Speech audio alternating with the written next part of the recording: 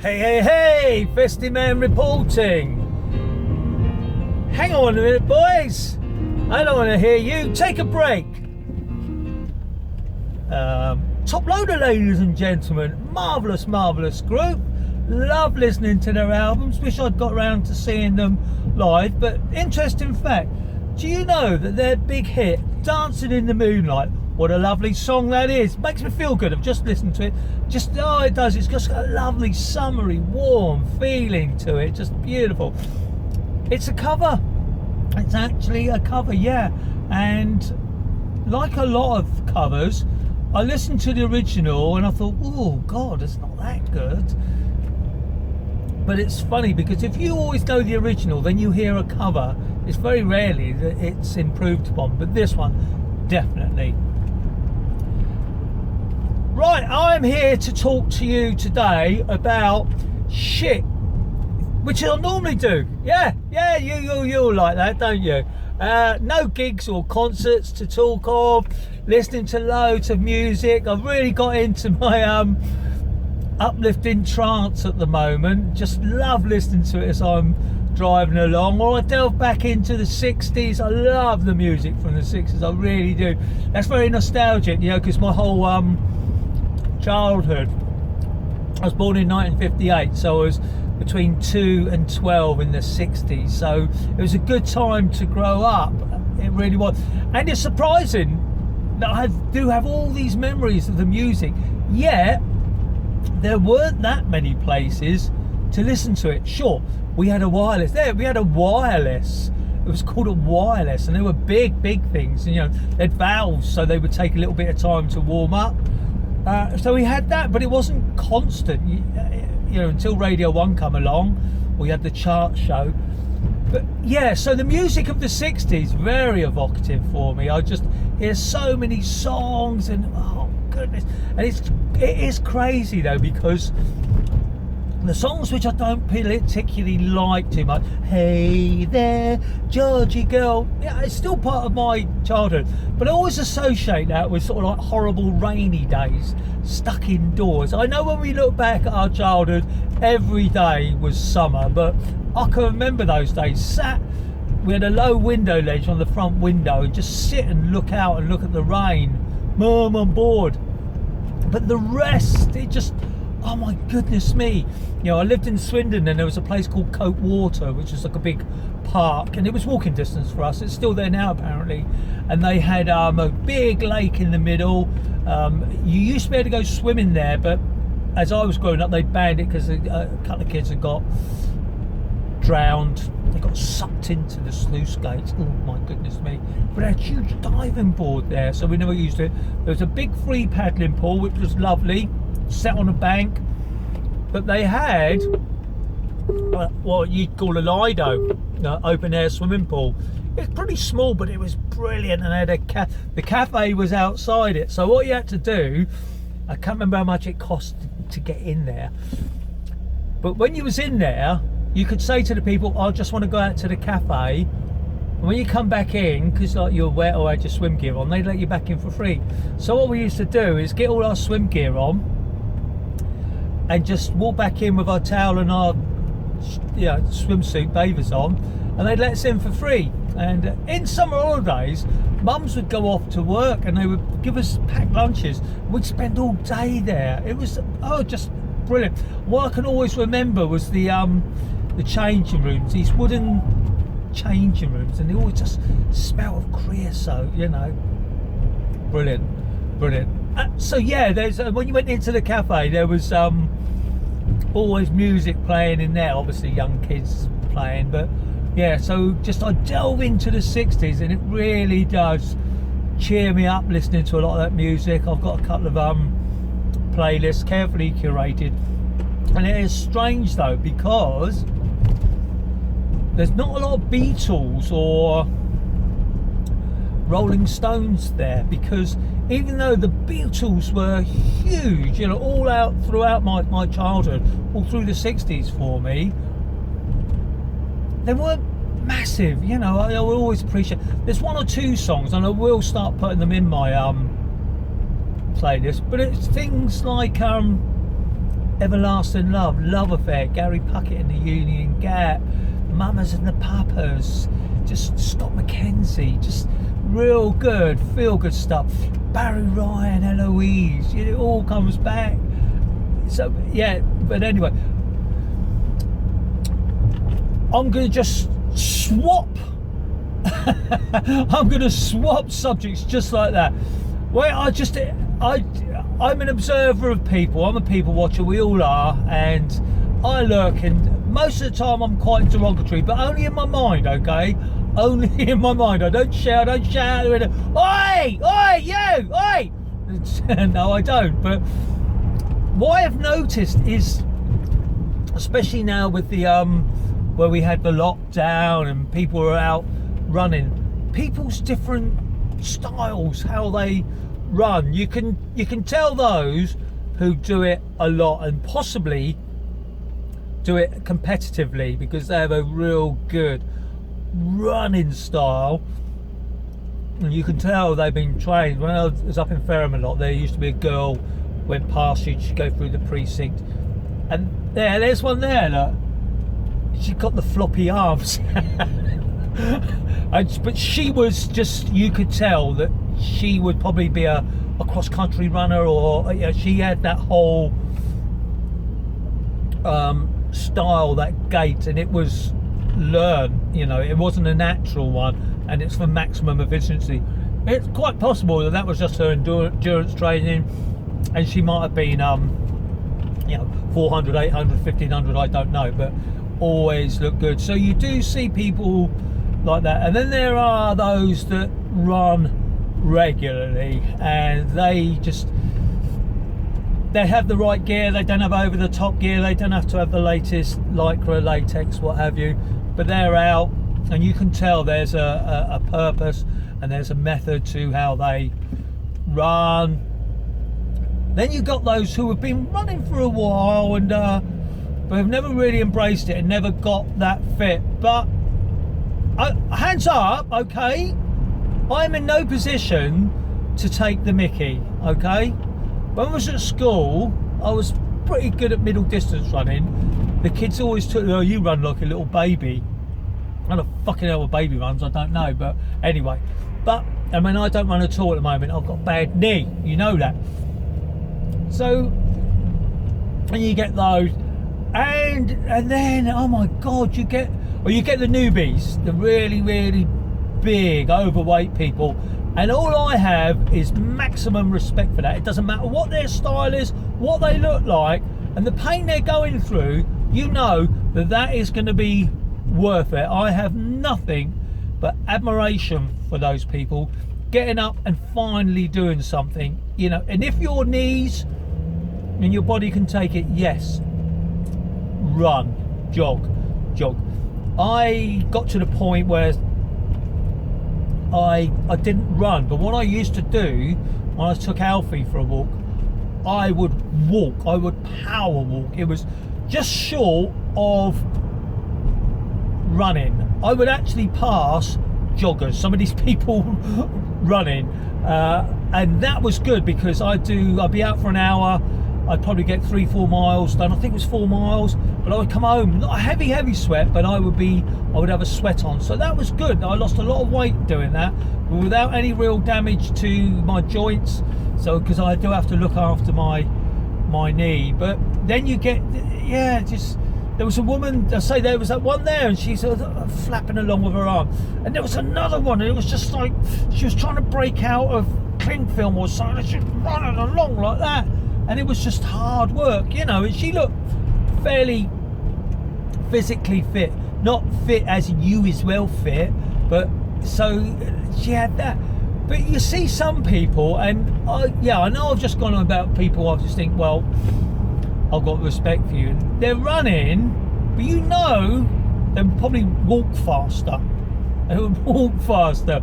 And then you get those, all the gear, no idea. Sorry, generally ladies, and if they're out with a friend. And it's a bit like when you go to the gym, they've done their makeup and they run, what are you wearing this morning, Sand? What are you wearing? Yeah, I was thinking that. Yeah, okay then. No, I've got these new ones with the mesh bits upside on it. Lovely they do. But I'm going to tie my my sweat top around me to cover my bum up because it's not big enough yet. There's a thing, isn't it? Eh? Just over the last few years, because of the Kardashians, all of a sudden, like, girls are doing these things where to make my bum look big. Fuck off! Who likes that? Honestly, it's just like, I think, oh no, everyone likes a nice little curvy button bum. Yeah, some blokes like a nice big one. I hate those little flat ones. Oh my god, yeah, can't be doing that. But all of a sudden, I was like doing all your way, and it's like, why? You know, do you really think you'd look better? At the back of your mind, you probably don't. You think, I look great on Instagram now. You know, I look like Kim Kardashian or Big Bum Balula. Yeah, so the girls go out and they match their, and they've got all the stripes and the pink, and they've always got their bottles of water, you know, and it's, you never see them drinking from it. And the people who run a lot and who are very good, you never see them with water because it hinders you. You can't bother in to put their opinions of the beer, and so that makes it nice. That makes it very nice. The people who I follow on Instagram who do that, again, it's very good. But here's the thing though, I've given up drinking. I've given it up. I haven't done Sober October. I was going to do it anyway. It was something within me saying, and I fully intend to do November, December. I do, just get it out of my system.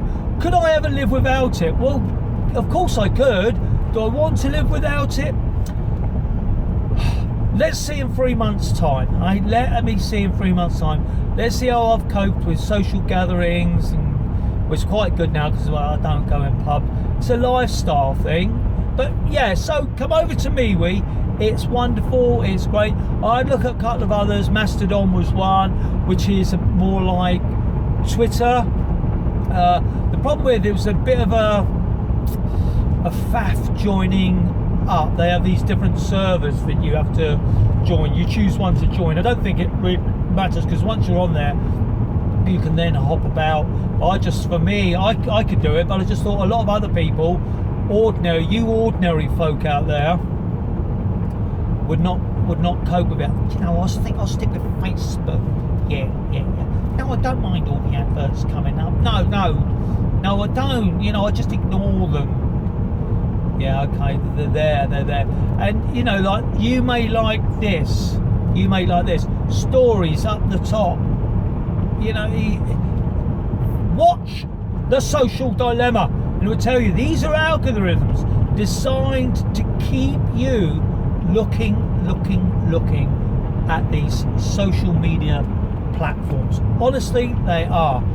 I've been through it all before.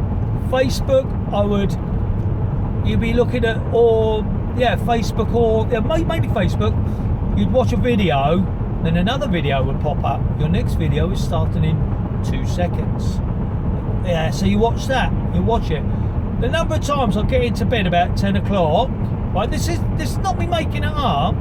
10 o'clock, I've been there 3, 4 o'clock in the morning watching these silly videos, but they knew what I liked. So the video after that will just carry on. Because if you skipped one, stopped it, they went, oh, we don't like that one. So what I would end up with is silly videos, America's funniest videos, you know, things going wrong, people hurting themselves, street fights, blokes and girls having fights in the street, UFC, MMA, Graham Norton, Jimmy Carr, 8 out of 10 cats do countdown. All funny, but little short clips. So how on earth can you be there for 6 hours just watching crap like that, taking your life up? Because it's an algorithm, people. It's an algorithm designed to keep you going. And those adverts in between, you may not watch them, but somebody has made money. Somebody's paid for that to be there. Yeah? So don't. I now have the paid version of YouTube Premium. I love it because you get the full YouTube music, 70,000 tracks, but you also with the app you can, if there's a video of that track, you can choose between just listening to the track or watching the video. Fantastic. You also get a lot of extra stuff on YouTube videos, like their YouTube Premium, a bit like Prime. They actually produce TV series and films now, and the whole kiddies bit as well. No, not kiddie porn or anything like that. It's videos for children to look at. I wonder if this is going to go over. I'm just 11 minutes, 16. Well, let's have a look. It should continue actually. Yeah, so I do that. And the other... Right, I reached my file limit, which wasn't good. I don't like that. I could record in a lower resolution, I suppose. Yeah, but actually this is, isn't it? But right, okay. The lovely thing about YouTube is that now, because you've got the premium, if you've got a YouTube music playlist, if you're listening to it and you're in your car or your phone or anything, you want to have a look at something else, it doesn't play in the background. YouTube Premium does. And there are absolutely no adverts. You don't see any adverts. I was watching this tutorial yesterday. This guy, a nice guy, he's called the Icelandic guy, and he was just saying about how he makes revenue from videos, YouTubes, and it wasn't one of these sensational ones that you look, I made $30,000 last month. Before you do this, do this. It was really nice. But he was just saying, and I monetize it by adverts, and he said, like this one coming up now, nothing happened. So I saved it, I went into a different YouTube account and watched, and you had to sit through an advert. So with my YouTube Premium, no advert. Now, people will say, well, that's how he makes his money. But he still makes his money because that comes out of my subscription. So if you subscribe to iTunes, Spotify, I do like Spotify, Deezer, Amazon Music, I don't know what their big subscription is. I know you can get a lot free, but Tidal, I quite like Tidal was very good. But you know, if you want their lossless music, that is very expensive. Otherwise, it's $9.99. So if you pay a subscription, my recommendation, me personally, get YouTube Premium, because it's not just the music, the massive selection of music.